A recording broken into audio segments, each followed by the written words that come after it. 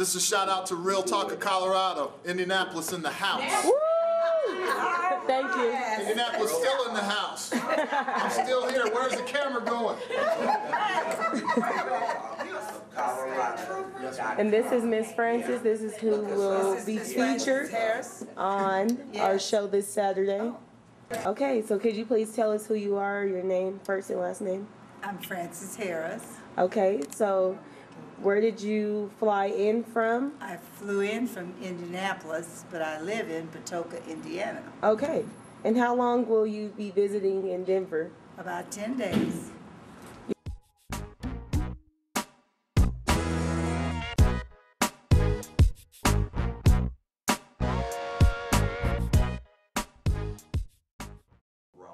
Hello, and welcome to Real Talk of Colorado with your host, Wati. Today we're going to be speaking with someone who has a child that was on dialysis, and dialysis is something that many Americans struggle with today.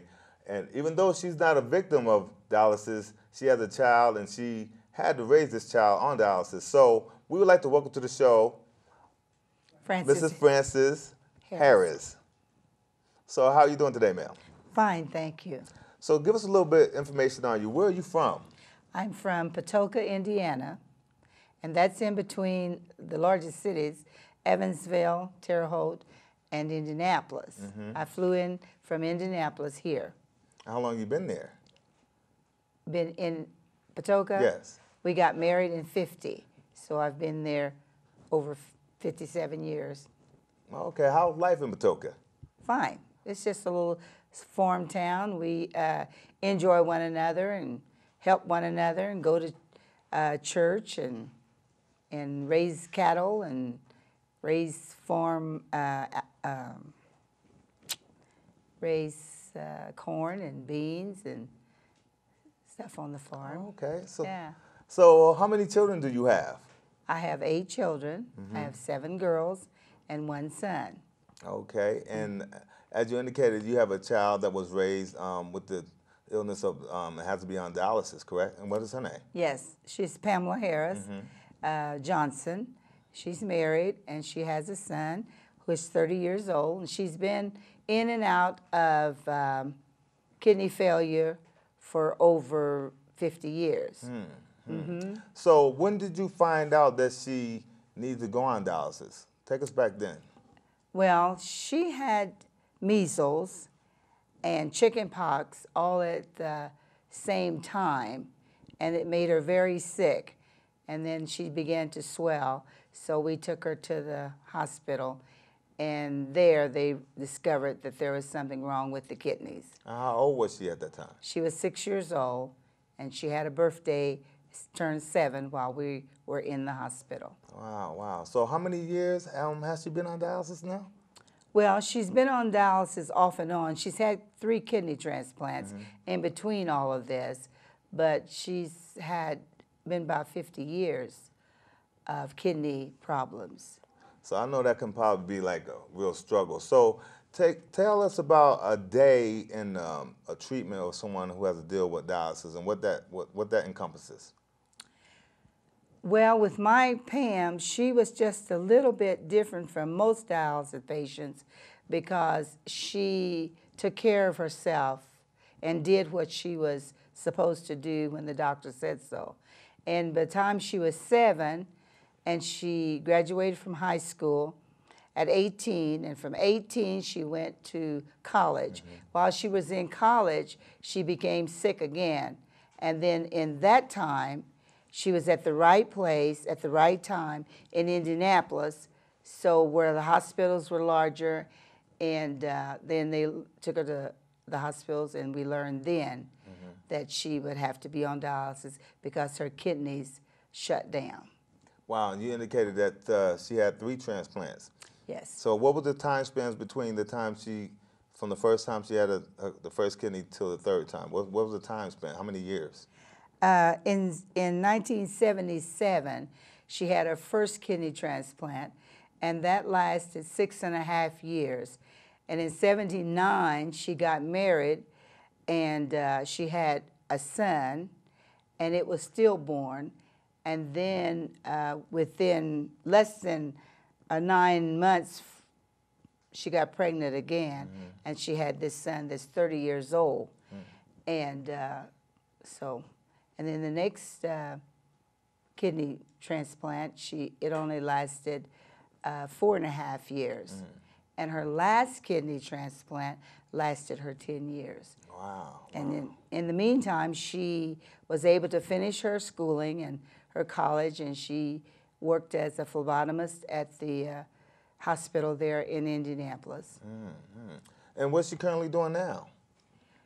Well, now she and her husband has O Taste and See fish restaurant, and she drives herself back and forth to dialysis. She's been on dialysis this particular time now 14 years, but she drives herself back and forth. She goes Monday, Wednesday, and Friday every week, and then she helps out in the restaurant. Oh, okay. So so people could be a little bit clear about dialysis. What is that process like? What has to happen as far as the treatments are concerned with dialysis? What is that like? Well, it's the main of cleaning the blood, you know, and they have machineries.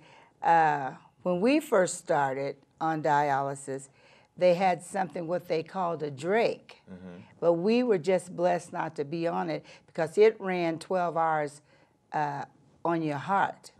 But when we started, they had something what I called a wash machine. The kidney fit down inside of the wash machine.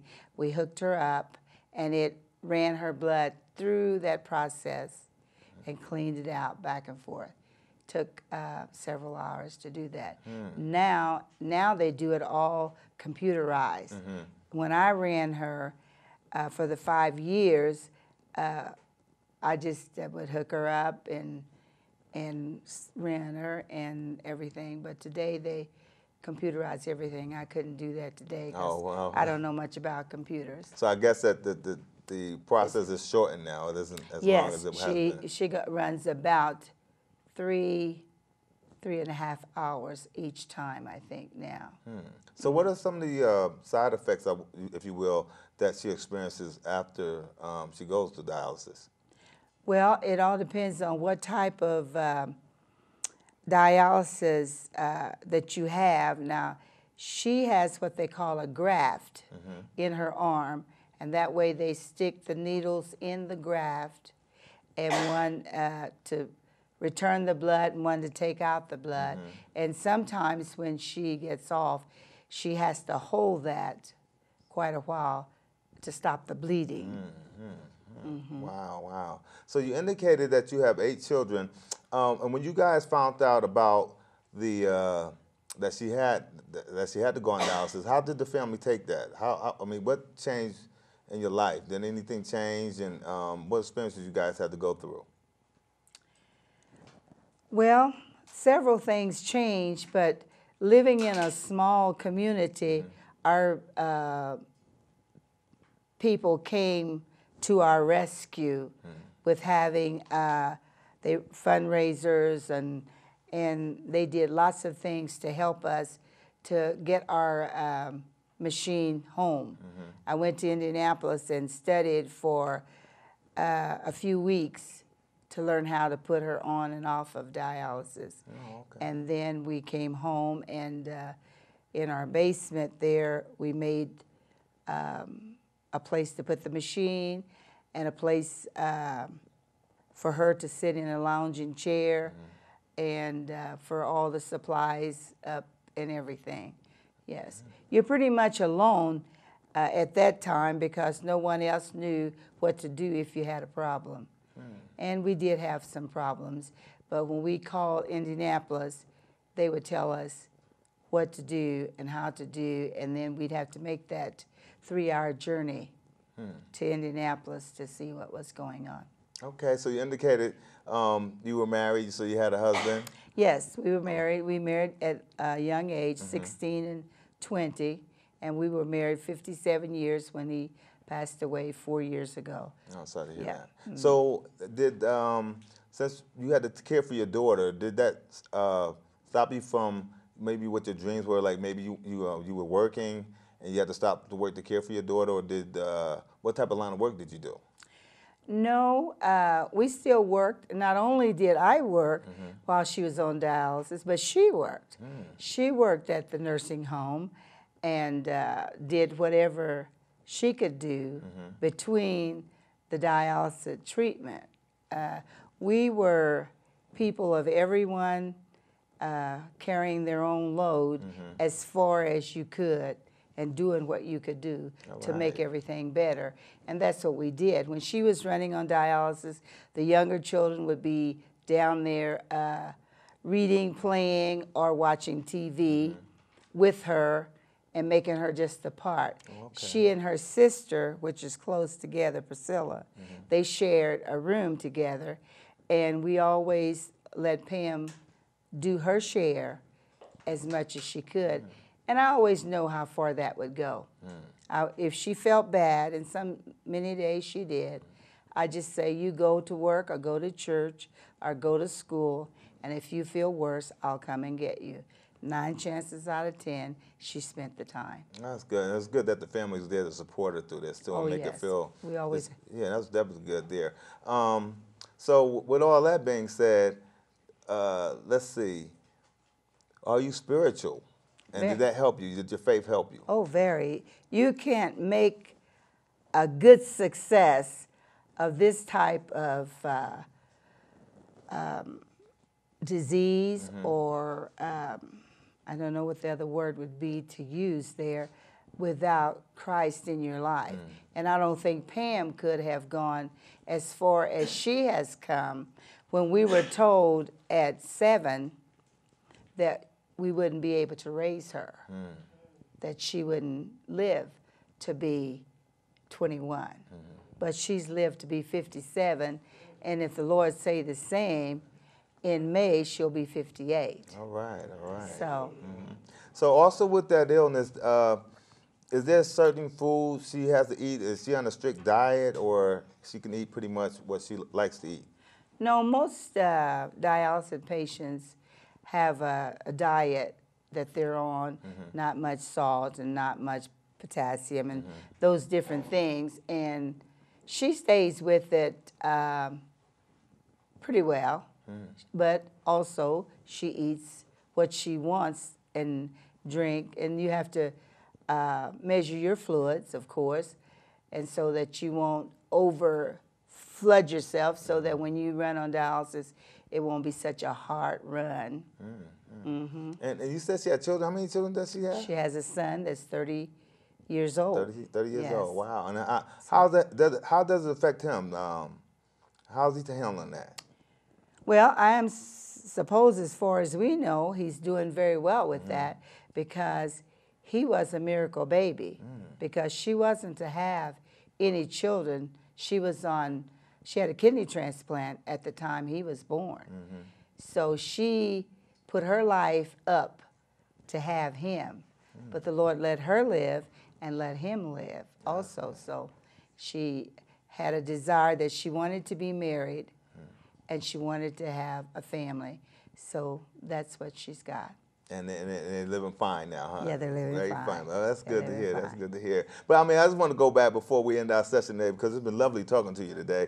You said you had a farm, and you have on your farm. You stated that you raise cows. Yes, we have cattle. My son and his wife lives with me. They came home to live with me just before my husband passed away. So my son takes care of the farm with raising the cattle and raising feed for the cattle and fixing the fence and taking care and the upkeep of the farm. Oh, okay, that's good to hear. So I've never been out to Spokane, and I never rode a cow. So I wanted to know if any time in the future I could come out and visit and ride one of your cows. No, you can't ride a cow. Can't ride a cow. They don't put saddles on cows. Okay, well, I was just trying to Well- start something. Bring out something new, so we can do something new. Well, you never know You what never they know. You never what they know. may do in the future. Yeah, you They're never know. always doing something. Right. Yes. But yes. I really like and appreciate you coming on the show today. I ask you real quick. Is there anything else that you would like the viewers to know about as it relates to dialysis, about yourself or anything before we end the show today? No more than I have my family, living in 3 girls living in California with their family, working in the church, have the 3 girls in Indianapolis, and my daughter Pam and my son lives close to me. Pam built a house close on the farm in walking distance of me. Wow. Yes, so I can walk to her house. And so we just thank the Lord for bringing us this far. That's good. Yes, and taking us on farther. And my husband was a great man. No. He drove a school bus, he preached, and he took care of many people. That's beautiful. And That's helping, beautiful. yes. It's beautiful to have 8 children, Yes. and everybody's there, and it's a good thing. Yes, It's good, yes. good thing. God is good. Yes, and one other thing, and we also had family members and not family members that came to the farm during the summer. Oh yeah, to visit and help out with the farm and everything. That's good. Yes, That's good. yes. Well, thank you again, Ms. Harris, for coming Yes. on today. It's been definitely a pleasure to interview you today. Thank you. And you're looking fine today. I like your hat, your outfit. So thank you. I appreciate you coming on and talking with us today on Real Talk of Colorado. Okay. Thank you very much. All right. very much. In closing, guys, we just want to let you know that dialysis is something that people have to struggle with on a daily basis and have to go through their treatments, but it doesn't stop their lives. No. They still have a normal functional life and they move on with it. So again, I appreciate my guests coming on today, and I guess we'll see you next time on Real Talk of Colorado with your host, Wati. Take care.